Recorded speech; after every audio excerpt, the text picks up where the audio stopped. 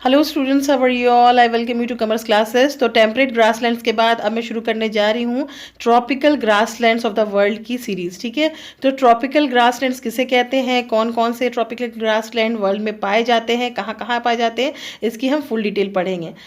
तो इन ग्रासलैंड्स के बारे में पढ़ने से पहले हमें ये समझना पड़ेगा कि आखिर ट्रॉपिकल ग्रासलैंड्स हम कहते किसको हैं। ठीक है, तो घास के वो मैदान जो ट्रॉपिकल एरिया में फैले हुए हैं उन्हें हम ट्रॉपिकल ग्रासलैंड्स कहते हैं। ठीक है ना, आप ये मैप में देख सकते हैं दो डॉटेड लाइन्स है। ठीक है, इक्वेटर के आसपास दो डॉटेड लाइन्स है, एक ऊपर है ये है ट्रॉपिक ऑफ कैंसर और नीचे जो है वो ट्रॉपिक ऑफ कैप्रिकॉर्न। ना इन दोनों के बीच में, इन दोनों लाइंस के बीच में जो एरिया है इसे ही हम ट्रॉपिकल जोन कहेंगे और यहाँ जो घास के मैदान पाए जाते हैं ये ट्रॉपिकल ग्रासलैंड्स कहलाते हैं।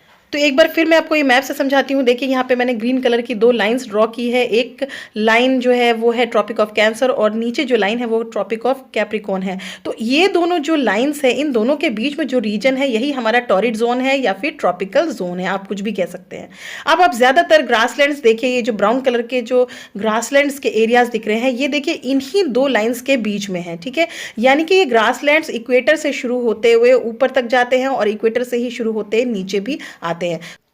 देखिए, अब यूजुअली बच्चे टेम्परेट ग्रासलैंड्स और ट्रॉपिकल ग्रासलैंड्स में डिफरेंस नहीं कर पाते हैं, समझ नहीं पाते हैं। तो इसका सिंपल एक मेथड है समझने का। देखिए, ट्रॉपिकल ग्रासलैंड्स जो है वो इक्वेटर और इक्वेटर के आसपास पाए जाते हैं। ठीक है, ट्रॉपिकल जोन में। ठीक है, जिसे हम टॉरिड जोन भी कहते हैं। जबकि जो टेम्परेट ग्रासलैंड्स होते हैं वो इक्वेटर से काफ़ी दूर होते हैं, टेम्परेट जोन में होते हैं। ठीक है ना, सामने एक मैप है, यहाँ पे ग्रीन कलर के जो ग्रासलैंड्स दिख रहे हैं ये ट्रॉपिकल ग्रासलैंड्स है, जबकि आप देख सकते हैं जो येलो कलर से मार्क है ये टेम्परेट ग्रासलैंड्स हैं और ये इक्वेटर से काफ़ी दूर में है। ठीक है ना, इसी जोन के डिफरेंस से ही यहाँ पे सॉइल, इसकी टेक्सचर, क्लाइमेट, इन सब में डिफरेंस आ जाता है।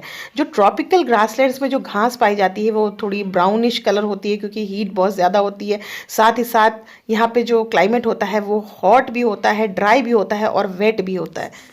जबकि जो टेम्परेट ग्रासलैंड्स होते हैं ये इक्वेटर से काफ़ी दूर होते हैं और ये ठंडे इलाकों में होते हैं, हम ये कह सकते हैं। ठीक है, अब यहाँ पे विंटर्स में जो है काफ़ी ठंड होती है, जबकि गर्मियों में यहाँ पे मौसम थोड़ा वार्म होता है और यहाँ पे गर्मियों के मौसम में थोड़ी बहुत बारिश होती है। तो ये बेसिकली डिफरेंस है ना। अब जब हम इन दोनों ग्रासलैंड्स को समझ चुके हैं तो हम अब ट्रॉपिकल ग्रासलैंड्स को डिटेल में पढ़ते हैं ना। वैसे तो पूरे वर्ल्ड में बहुत सारे ट्रॉपिकल ग्रासलैंड्स पाए जाते हैं, लेकिन इनमें से 3 इंपॉर्टेंट ग्रासलैंड्स जो है हमें साउथ अमेरिका कॉन्टिनेंट में देखने को मिलते हैं, जिसमें से एक के बारे में आज हम पढ़ेंगे और इसका नाम है लानोस। ठीक है, नाउ ये साउथ अमेरिका कॉन्टिनेंट का एक मैप है जिसमें मैंने रेड कलर से मार्क कर दिया है लानोस का रीजन। ठीक है, तो लानोस साउथ अमेरिका में पाए जाने वाला एक ट्रॉपिकल ग्रासलैंड है। ठीक है, नाउ लानोस का मतलब क्या होता है? इसका मतलब होता है एक ओपन ग्रासी ट्रीलेस प्लेन्स। ठीक है, यानी कि एक ऐसा घास का मैदान जहाँ पे सिर्फ घास ही घास है, पेड़ नहीं है। ठीक है, नाउ लानोस जो है वर्ल्ड्स का one of the richest tropical grasslands है। ये ग्रासलैंड जो है बहुत ही रिच भी है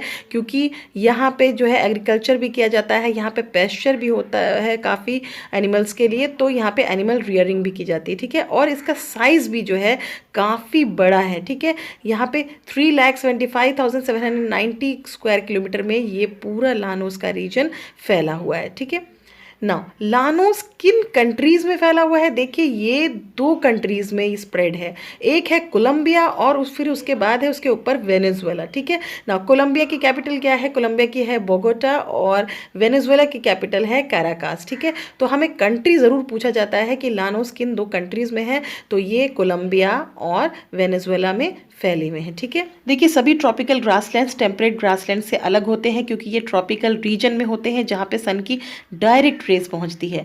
नाउ सन की डायरेक्ट रेस पहुँचने की वजह से यहाँ पे गर्मी बहुत ज़्यादा होती है, टेम्परेचर काफ़ी हाई होता है, जिसकी वजह से यहाँ पे बारिश भी बहुत ज़्यादा होती है, यानी कि रेनफॉल बहुत ही ज़्यादा हैवी होती है और जिसकी वजह से यहाँ पे फ्लड जैसी सिचुएशन का भी सामना करना पड़ता है। नाउ लानोस के आसपास हमें क्या देखने को मिलता है? तो देखिए इसकी वेस्ट साइड की बाउंड्री, वेस्टर्न बाउंड्री जो है एंडीज माउंटेन रेंज बनाती है। हम जानते हैं कि ये जो एंडीज माउंटेन रेंज है ये साउथ से लेकर नॉर्थ तक ऊपर तक जाती है और हम कह सकते हैं कि ये जो लास्ट पॉइंट है नॉर्थ में, एंडीज माउंटेन रेंज का जो ये लास्ट पॉइंट है नॉर्थ में, ये लानोस रीजन में जाकर मिल जाता है या ख़त्म हो जाता है। जबकि इसकी साउथ ईस्ट की बात करें, साउथ ईस्ट की बाउंड्री जो यहाँ बनती है वो गुयाना हाईलैंड से बनती है ना। अब गुयाना हाईलैंड्स क्या है? एक प्लेटू टाइप का रीजन है जो इसकी साउथ ईस्ट में बाउंड्री बनाता है। अब क्योंकि ये ग्रासलैंड जो है ट्रॉपिकल जोन में है, जैसा कि मैंने पहले बताया है, तो यहाँ पे जो टेम्परेचर है वो कांस्टेंट रहता है थ्रू आउट द ईयर, यानी एक जैसा ही होता है। यहाँ पे टेम्परेचर हाई होता है, गर्म मौसम होता है, और इसकी वजह से यहाँ पे तेज़ बारिश भी होती है। ठीक है, अब यहाँ पे बारिश इस तरह की होती है कि ये पूरा एरिया जो है ये दलदली क्षेत्र में तब्दील हो जाता है। ठीक है, बारिश यहाँ पे मई से लेके अक्टूबर के मंथ में होती है, जिसकी वजह से थोड़ा फ्लड भी आ जाता है, और ये पूरा ग्रासलैंड का एरिया जो है दलदल में भी तब्दील हो जाता है। वैसे तो इस पूरे लानोस के रीजन में बहुत सारी नदियां बहती हैं, बहुत सारे रिवर्स हैं, लेकिन उनमें से सबसे इम्पॉर्टेंट है ओरिनोको रिवर। ठीक है ना, ये ओरिनोको रिवर जो है वेनेजुएला के सदर्न पार्ट में बहती है, और वो इस तरह से बहती है कि वो उसकी सदर्न बाउंड्री एक तरह से बनाती हुई आगे अटलांटिक ओशन की तरफ बहती है।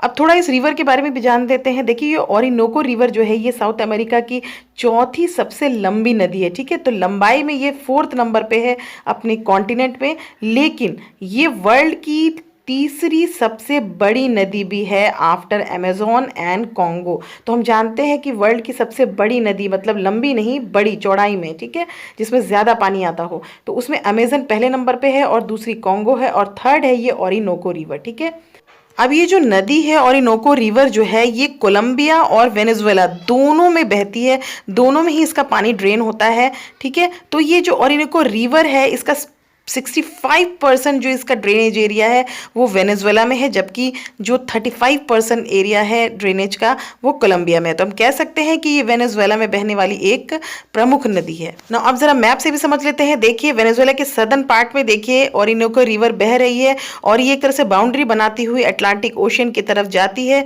और अटलांटिक ओशन में गिरने से पहले ये एक वहाँ डेल्टा बनाती है। तो ये ओरिनोको रिवर ना सिर्फ लंबी और बड़ी नदी है, बल्कि इसके पास बहुत सारा इसके आसपास ऑयल रिजर्व्स भी है। ठीक है ना, हम जानते हैं कि वेनेजुएला में जो है काफ़ी सारा जो है ऑयल एक्सप्लोरेशन का काम होता है, तेल शोधक कारखाने हैं और तेल निकाला जाता है। तो ये ओरिनोको रिवर का जो बेल्ट है इसके आसपास बहुत सारे तेल के कुएं हैं।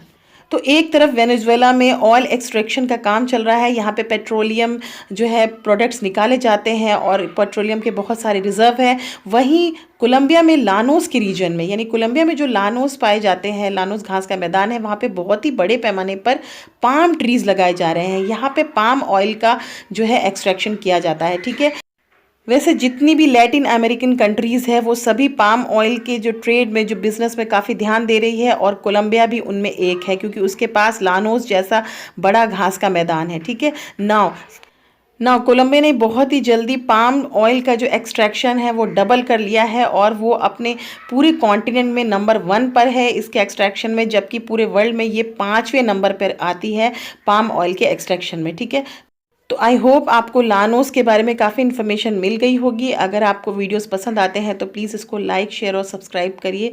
Thank you and have a nice day.